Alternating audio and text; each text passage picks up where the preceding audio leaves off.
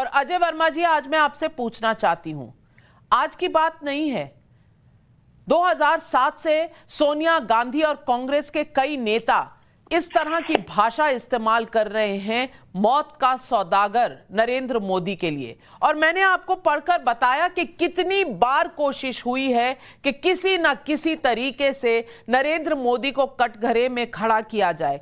यहां तक कि सुप्रीम कोर्ट के 2012 के वर्डिक्ट के बाद एसआईटी की जांच को भी उलझाने की कोशिश हुई और यह मामला चलता रहा 2013, 2014, 2016। आज सुप्रीम कोर्ट का जो वर्डिक्ट आया है, अब इसके बाद क्या कांग्रेस को माफी मांगनी चाहिए नरेंद्र मोदी से? नाविका जी, वो वर्तमान में देश के प्रधानमंत्री हैं, उस वक्त वो चीफ मिनिस्टर थे गुजरात के, और उस ट्रेन के बाद जब ये पूरे साल भर वो दंगे का दौर चलता रहा प्रदेश में, और एक विशेष आपने देखा हो कि करीब 2000 से ज्यादा लोग उसमें मारे गए, 2500 से ज्यादा लोग घायल हुए। उसमें आधिकारिक तौर पर 790 मुस्लिम किसी ने बताए, किसी ने 254 हिंदू बताए। गौरतलब बात यह है उस वक्त की, आज की बात तो छोड़ दीजिए, 2022 में वो प्रधानमंत्री और क्या हो रहा है। उस वक्त जब वो जो मुख्यमंत्री थे हिरेन पांडा गुजरात के, उनकी पता नहीं अचानक कैसे मृत्यु हुई, दुर्घटना में हुई या आकस्मिक मृत्यु हुई या किसकी हत्या हुई।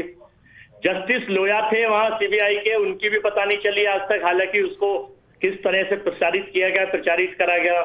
तो ये सारे फैक्ट्स में कांग्रेस पार्टी ने तो 2012 में इनका जब सरकार थी हमारी यूपीए की, सोनिया जी चेयरपर्सन थी, मनमोहन सिंह जी प्रधानमंत्री थे, तो इनका खत्म था। लेकिन देश के लोगों ने, देश की कोर्ट ने स्वतः संज्ञान लिया सुप्रीम कोर्ट में, और ये चीजें चलती आ रही थी।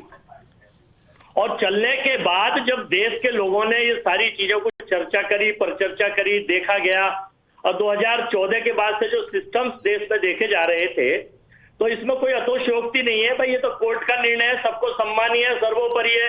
कोर्ट ने जो निर्णय किया, किसकी अपील खारिज करिए, कैसे करिए, क्या करिए, तो उन सारी चीजों की परिस्थितियों को देखते हुए आज भी वो सारे लोग, क्या ही जस्टिस रिटायर्ड, कुछ एजेंसियां, कुछ पेपर्स, वहां की जो एसआईटी गठित हुई थी वो, वहां की जो जांच हुई थी वो, और जो दोनों मरहूम वहां के गृह मंत्री और सीबीआई जस्टिस जो आए, अजय वर्मा जी, आपको सबकी चिंता है, आपको सबकी चिंता है, और मैं इस बात की कदर करती हूं कि वहां के जो लोग आहत हुए थे इन दंगों से, उनकी आपको चिंता है, मैं मानती हूं।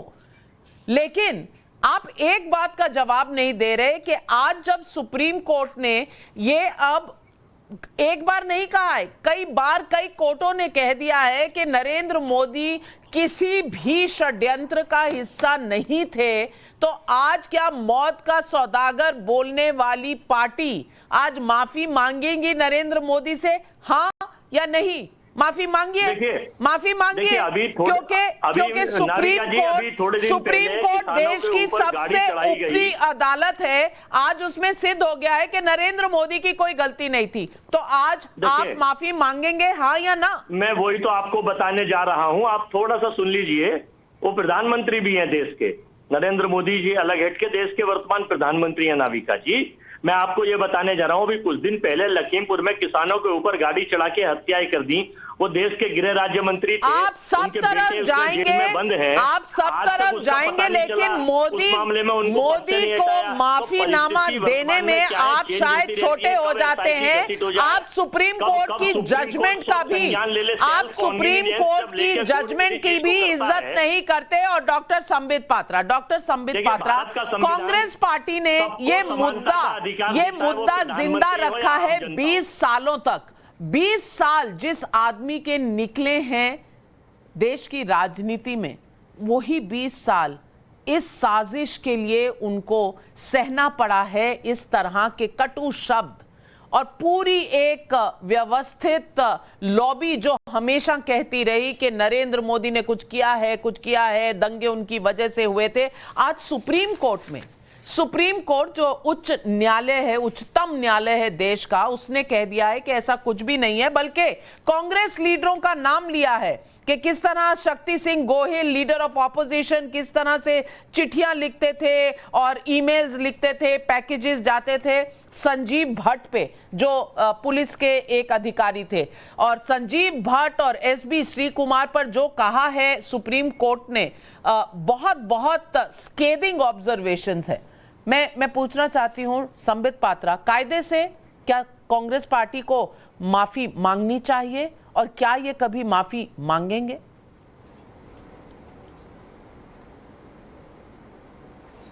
देखिए नाविका जी, कांग्रेस पार्टी माफ़ी मांगेगी नहीं मांगेगी ये कांग्रेस पार्टी का विषय है। वैसे कांग्रेस पार्टी तो आजकल आईसीयू में पड़ी हुई है, ड्रिप इत्यादि कांग्रेस पार्टी की चल रही है। कांग्रेस पार्टी का क्या होगा वो हम सब जानते हैं भविष्य में, जनता ने उन्हें नकार दिया है।